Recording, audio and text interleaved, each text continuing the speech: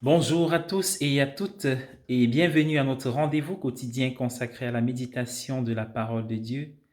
Bien-aimés, nous sommes aujourd'hui le 1er août 2021. Vous faites bien de vous connecter sur cette chaîne pour la halte spirituelle pour la journée.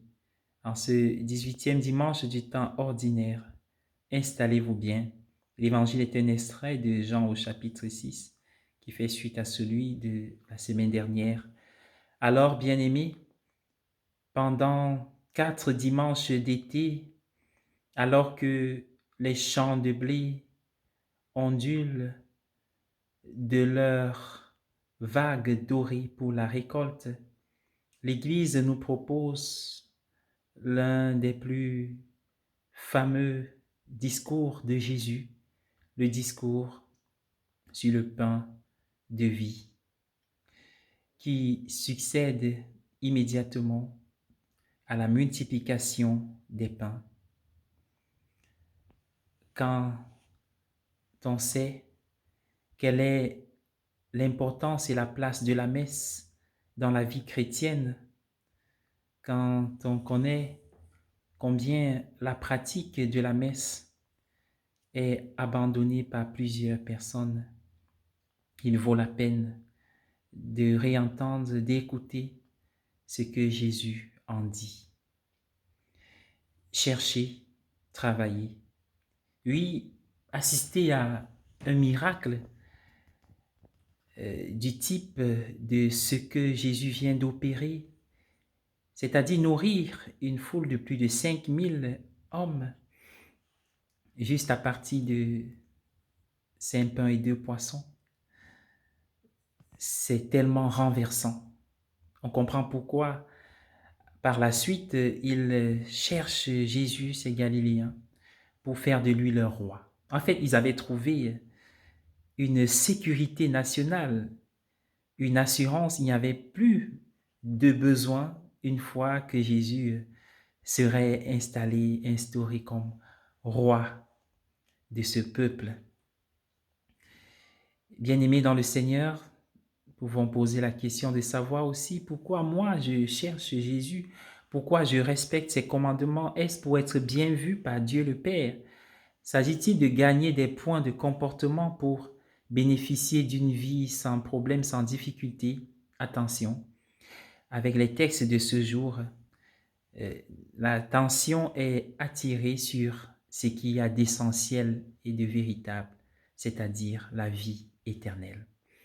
Qu'est-ce que la vie éternelle? La vie éternelle n'est pas un lieu qui se situe au-dessus des nuages, très loin là-haut, au-dessus de l'horizon, mais c'est un état. Avoir la vie éternelle, être dans la vie éternelle, c'est être avec Dieu, c'est-à-dire vivre de l'amour, cet amour qui caractérise la Sainte Trinité. Sincèrement, finalement, s'il nous était donné de choisir entre vivre dans une famille qui, de manière relative, n'a aucun souci, besoin matériel, mais où les membres de la famille n'arrivent pas à s'entendre, ou alors de vivre dans une autre famille qui a des difficultés financières, mais où, main dans la main, ensemble, jour après jour, ils arrivent à avancer. On aurait choisi le deuxième cas. Car le but de notre quête, de toute notre quête, c'est d'être aimé et d'oser aimer. La vie éternelle, le pain du ciel, on l'obtient par la foi. Dans l'évangile de ce jour, le verbe donner revient 6 fois sur 11 versets environ. Et cela indique très bien que le pain, il se reçoit, il ne se gagne pas. C'est un don gratuit. Il est donné, il est reçu de Dieu et nous le recevons. L'homme moderne parle d'autonomie, d'indépendance et il refuse le plus souvent de recevoir car lorsqu'on reçoit, c'est comme si on est inférieur ou on dépend de l'autre. On peut aussi refuser d'aimer car lorsqu'on aime, on est vulnérable. On dépend en quelque sorte de l'autre et l'autre de nous. Alors, il pose la question à Jésus, que devons-nous faire pour travailler aux œuvres du Père? La réponse est claire. Croyez en celui qui l'a envoyé. Regardons la première lecture, le livre de l'Exode parle de cette séquence au cours de laquelle Dieu promet de faire tomber la manne et demande à ce que le peuple se nourrisse au quotidien. Et il les met à l'épreuve pour voir s'ils allaient respecter la loi. Et cette épreuve consistait en une épreuve, un concours de confiance. Confiance quotidienne au Seigneur. Alors, croire, c'est aussi faire confiance. Croire en celui qu'il a envoyé. Et pour pouvoir faire confiance, il faut le connaître. D'où l'importance de la liturgie de la parole même au cœur de l'Eucharistie. Et Jésus nous dit, moi je suis le pain de vie. Il y a 4 titres pour décrire ce pain.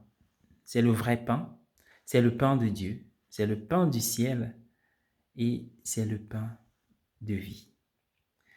Alors, bien-aimés dans le Seigneur, ne nous habituons pas au miracle de l'Eucharistie. Laissons-nous chaque fois saisis, comme dit Philippiens au chapitre 1er, par ce Dieu qui se fait tout petit à ma disposition. De son rang, il a tout laissé pour se faire petit et se donner dans ma main. Et moi, je veux donc vivre d'amour pour aimer celui qui m'aime déjà.